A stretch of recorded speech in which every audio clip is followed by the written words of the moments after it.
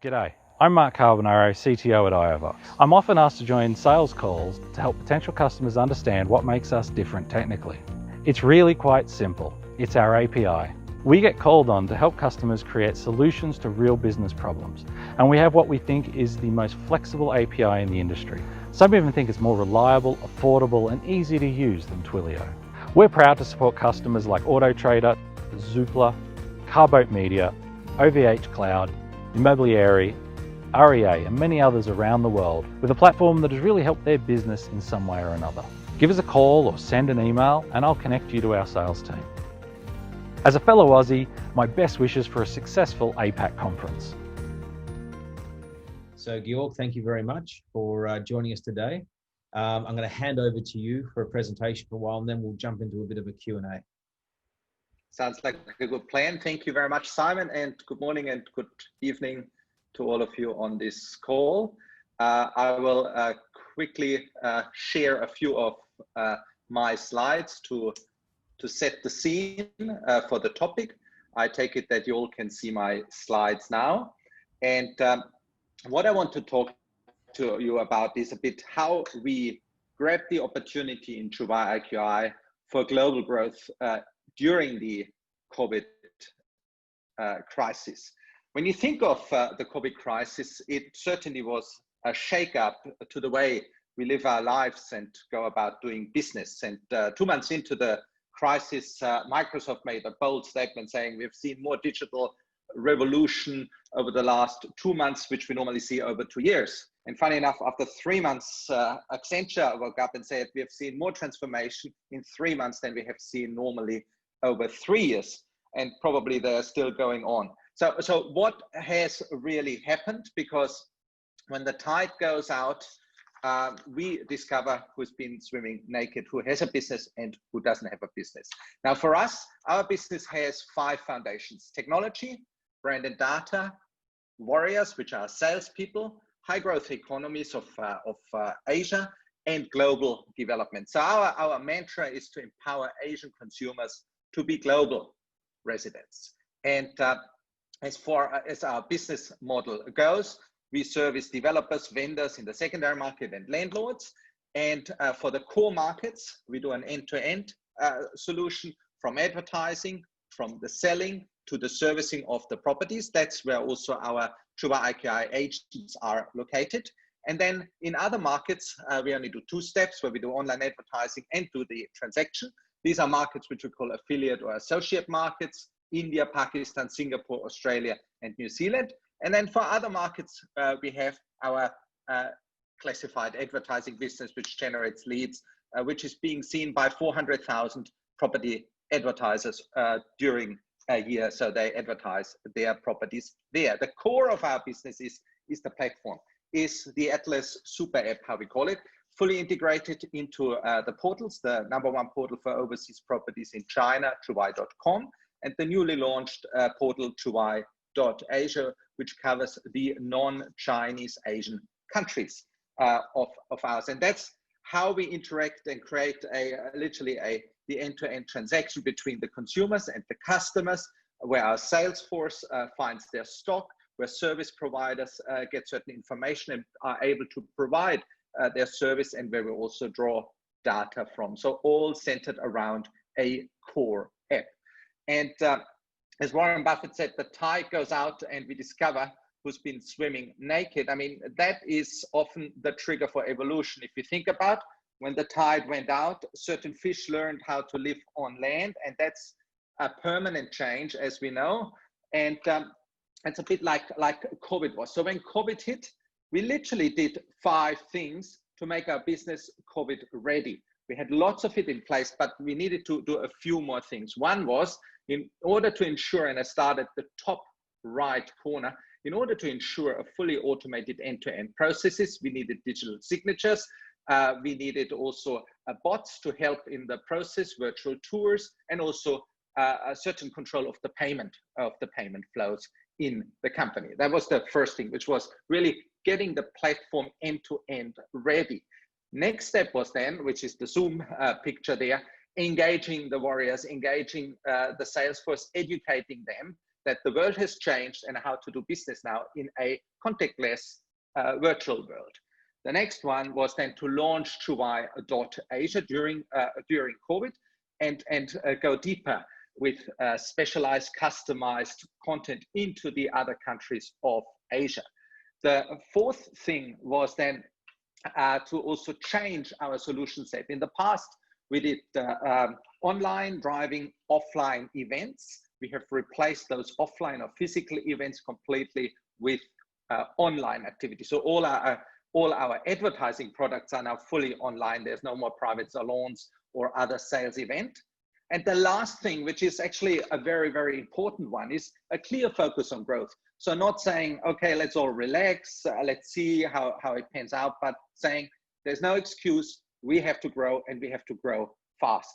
In terms of our results, I mean, just an example, I don't know how many of you have been to Miri in Sarawak, Borneo, in Malaysia, but during COVID, we were able to sell online 174 units in less than a week in a property called Park City Eastwood in Miri, Sarawak. Some other points on our PR reach. We really ramped up our PR reach, and we are now able every month to reach 1 in 8 people on the planet, so 1 billion people, and that's verified by an external company. We held online events. The biggest one was a joint event we did together with Baidu, which is the Google of China, where we had 400,000 online live viewers watching content specific for property and various presenters. We've tripled our sales force in 12 months, which is the agents, the Juwai IQI agents running around. And we even had the number 3 agency group in Malaysia said, we want to join you. We want to just rebrand and work on your platform. I think that's a great indication of how the world is changing, where agents realize the absolute power of an end-to-end platform. Our sales have doubled. We are now doing roughly 50 million a week, slightly more last week. We have also doubled our activity on the platform as it comes to the metrics, doubled our rentals, and entered into new countries. And these countries had no impact on the results yet, such as Singapore, Pakistan, and India. So we have been quite busy during that time, and we've transformed our business really to a new world, and therefore fulfilled what the topic of this presentation was, which is growing in a global sense during a COVID crisis. Back to you, Simon. Thank you, Georg. It sounds like you're a reporter somewhere. I'm an anchor, that's right. I'd be the anchor. You'd be the guy doing the weather. I'll give you the KL weather too, if you want. Yes. Okay, so first of all, just want to remind everyone that you can join the conversation by using the Q&A function in Zoom. Now, let's chat about a couple of things. And then first start with COVID. I just want to sort of pick your brains around sort of 3 things, and we'll start with COVID. Yeah, what are the sort of characteristics of a markets or marketplaces that from your perspective that allowed them to really accelerate in this COVID environment? Yeah, I would say you need to be first and foremost relevance. I know it sounds quite generic, but being relevant means, for example, at times where, let's say, foreign students are banned from entering certain countries and so on, there's no real point in advertising content around student rentals. But you need to focus on the countries where there's real demand. And I mean, Asia has a fantastic growth, and other countries associated with Asia as well. You need to focus also in your content on the new world, which means safety, like health and safety, become more and more criteria. We saw a strong demand in New Zealand and initially in the UK until the things worsened a bit over there. You have to be executable, meaning it's nice to browse properties, but you really have to have the possibility to buy. So you need to be able to contact the vendor or the agent, and the transaction needs to be able to execute it. And last but not least, during that time, quality of content is really important. And I mean, obviously that's where online has a great advantage over offline, because with online you can clear your data much better. How important related to all that is underlying systems and processes. So in some countries, everything's digitized. I don't need to go to a notary, or a notary can do it automatically, or you've got the capacity to take deposits in a way where I don't have to physically visit somewhere. How does, how important are these underlying digitization, I guess, of the real estate process in for marketplaces to be successful in this this COVID world? I think most of the steps in the process are fairly easily digitizable. However, there's two things which usually always create a bit of challenges. One is the title transfer, and the other one is the mortgage or the financing. And what we found is that banks simply were not capable of processing sufficient amount of mortgages. So the mortgages application would pile up in the bank, and once the bank came back on business, then obviously the sales could be all completed faster. I mean, we're talking about a few weeks delay, but still, I think there's a great opportunity for new ways of doing banking or financing to come in and really close that gap. On the title side, I think same thing. I mean, with blockchain technology getting rolled out more and more, I think sooner or later that will be no more a problem. But these are the only two literally frontiers left, which provide a bit of challenges and are also a bit country specific. Yes, and clearly governments and their appetite for digitization is is critical in these markets. If you're operating in one where there's low appetite, it's going to be, or they're very slow. They may have the appetite, just not the capacity or the capability. Yes. Then I think you're probably going to be challenged in rolling out a transaction-based model in a fully automated way, or as automated as much as possible. I got a question for you, because specifically for Juwai IQI, you operate in multiple markets. Yes. Do you think this has been an advantage and de-risk you during this whole COVID period?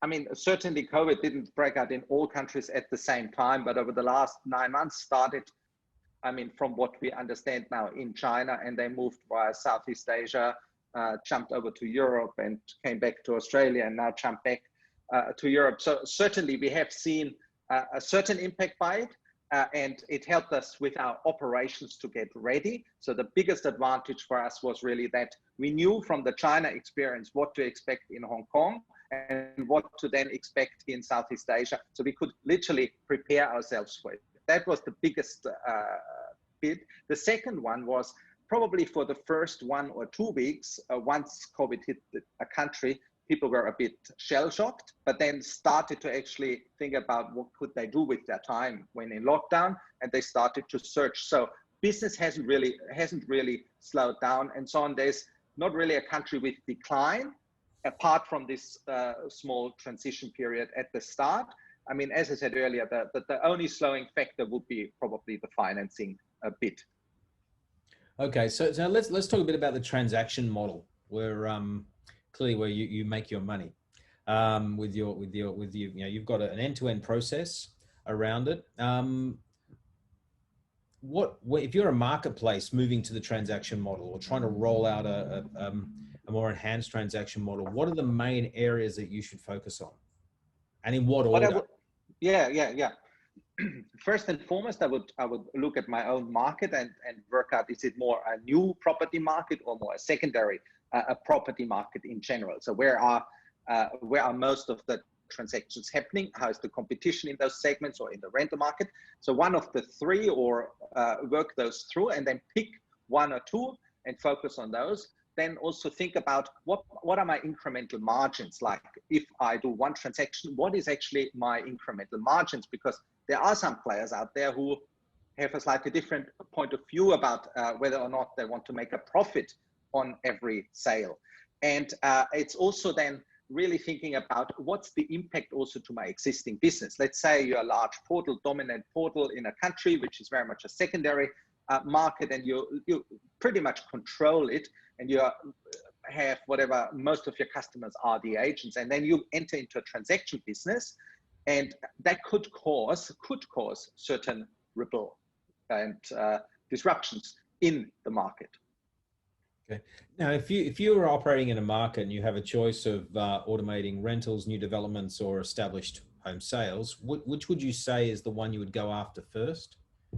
Mm-hmm. I mean, for us, it's really new and rentals.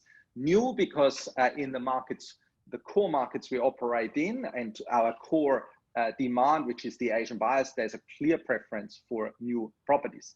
The reason why also rentals is because the number one reason for purchases is actually also investing, and especially in the cross-border transactions, which is a part of our business.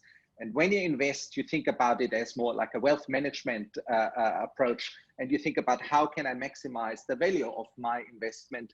And if you have done the transaction, if you've sold the property and you're able to offer rental services or properties management services, that gives the developer a big edge for which they're willing also to pay, and makes it more likely for a property to be sold. Interesting question out of that, right? You have a choice. You could be someone who plays in more than one segment, for example, new developments and rentals, or you can be someone who focuses like a Kinto Anda, who's just absolutely rentals. I'm going to nail that and be multi-marker. Which do you think has got the best chance of being successful? I think you should start with one, and then over time you will automatically be asked to do the other things, and then you need to make a choice. I mean, we are also doing secondary sales simply because once we've sold a property, we know everything about this property and we have done it. So we are the first point of call, especially when we are also the property manager of that property, to be the one who is selling the property again. Okay.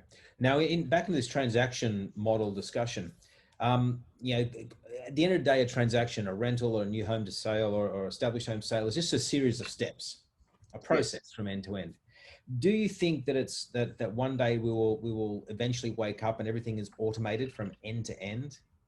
Or do you think that there will always be the role of humans in the process? Well, I mean, there will be humans, meaning people living in these properties and so on. But your question is probably more about what is the future role of the salespeople? I mean, the sales agents.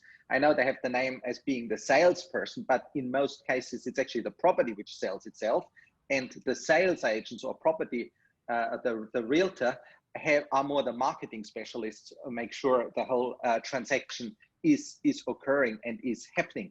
And I do believe that, I mean, for the moment, there is a role because the process is not yet as perfect. And I also do believe there's a role in the future. It's just that the role will change a bit. So the search and find of a property has already shifted very much online. And then, I mean, the pure payment flows when it deals with banks and so on, that has also been very, very much online. The contract generation, everything will be is now online. But obviously, the whole negotiation and communication, there's a lot of elements in there which require human interaction. So I think in the future there will be still some people involved, and those who understand technology and use technology will be the very productive ones. Will there be, I don't know what the exact number right now is, will there be 1 million realtors in the US in 10 years time? Probably not, maybe only half, but they will be far more productive because the number of transactions won't necessarily change. Yeah, I agree with you. I think if you break it down, if you look at rentals, I think that's a simple one to be 100% automated from end to end, because I'm not taking ownership of the asset. I am just renting it for a period of time. If you think about it, one end of the spectrum is the hotels and Airbnb, and the other end is the longer term rentals and everything in between, student accommodation and so on. And we're seeing, you more and more of those are online. You go, you buy, you rent, everything is done remotely, and you just turn up, take the key, stay there for a month, stay there for 6 months, return the key, get your deposit back, and go home. And I think that the challenge will always be for sale, where I'm actually buying an asset, is that the role of the salesperson is less about selling and more about comfort. And I think what is really going to happen is that for most people out there, the thought of owning a house is the biggest transaction they'll ever make. The nervousness around that is enormous. They're taking out a loan, they're committing themselves to a bank, and so on. I think it's someone who's just going to hold their hand and say, this is okay. It's okay to do this. This is a good choice. you're not making a bad choice. I think that's they Yes. please don't say those words, but that is the underlying essence of, I think, the human to human touch that I don't believe computers or robots will be in a position to replace. Not in the near future, absolutely. And the role will also move more probably towards a wealth advisor or someone like this. Certain basic tasks will be automated, but the more complex tasks about, is it a good investment, yes or no, which often agents don't cover yet in full, or are not even allowed in some countries by licensing to cover. There will be more and more extension into those fields. So I can absolutely see that, yes. Okay, I've got a couple of questions here where people are participating. So thank you very much for people asking questions. From James Nicol, there's a question around, we're seeing residential commercial bank default listings increase across portals. So the basically bankruptcy listings increasing across portals in the US and Europe. Do you think this is likely to happen for the Asia Pacific portals? I mean, I'm not seeing it yet, to be very frank with you. What is the big advantage for our region is the strong GDP growth, and not like during COVID, obviously, but post-COVID. I mean, even the most hit country was, I think, Thailand in our area, and it's only -8% this year compared to 20% minus for UK and other countries. And it's already being predicted to grow at 5% next year again. So I haven't seen any indications. I mean, we've always had a certain rate of default in our markets, but it hasn't really worsened in our markets. Okay. Another question around similar to this is international investment from China has stayed strong. Has international investment from China? So this is your core customer. Yes. Has that stayed strong? And what are the countries in highest demand at the moment for China? Yeah, it definitely has stayed strong. Now, when you're on the outside in a specific country, it might have shifted. But I mean, the key countries in demand are absolutely the Southeast Asian markets, because there's a lot of infrastructure investment also happening via the Belt and Road Initiative. The other markets are, I mean, Australia is very, very attractive. And then Canada, so the focus has shifted a bit more towards Canada from the US for obvious reasons. And then in Europe, Germany, funny enough, is always quite high in demand, and the UK, and then a few other countries. Actually, there was a lot of demand in Italy just before COVID was going. So the demand has not slowed down. It has just shifted a bit in terms of the countries. Last year was probably more, or earlier this year was more a Thailand year, and has shifted more towards Vietnam now, and Malaysia is on the rise for sure as well. Are the majority of the Chinese buyers cash buyers, or are they leveraging credit? That's a very, very difficult question for me, but I would say, are there cash buyers among Chinese buyers? Yes. Are there buyers which have a loan facility? Yes. So in the end, I would say it's a mix, but probably more leaning towards cash. Okay. Georg, thank you very much. It's always a pleasure talking to you. Understanding where Juwai is going, and more importantly, your views and insights on to the, everything from transaction models to the impact of COVID, and how companies can really think through where to focus their energies. So thank you very much for taking the time to chat today. G'day, I'm Mark Carbonaro, CTO at iOver. I'm often asked to join sales calls to help potential customers understand what makes us different technically. It's really quite simple. It's our API. We get called on to help customers create solutions to real business problems, and we have what we think is the most flexible API in the industry. Some even think it's more reliable, affordable, and easy to use than Twilio. We're proud to support customers like AutoTrader, Zoopla, Carboat Media, OVH Cloud, Immobiliari, REA, and many others around the world with a platform that has really helped their business in some way or another. Give us a call or send an email and I'll connect you to our sales team. As a fellow Aussie, my best wishes for a successful APAC conference.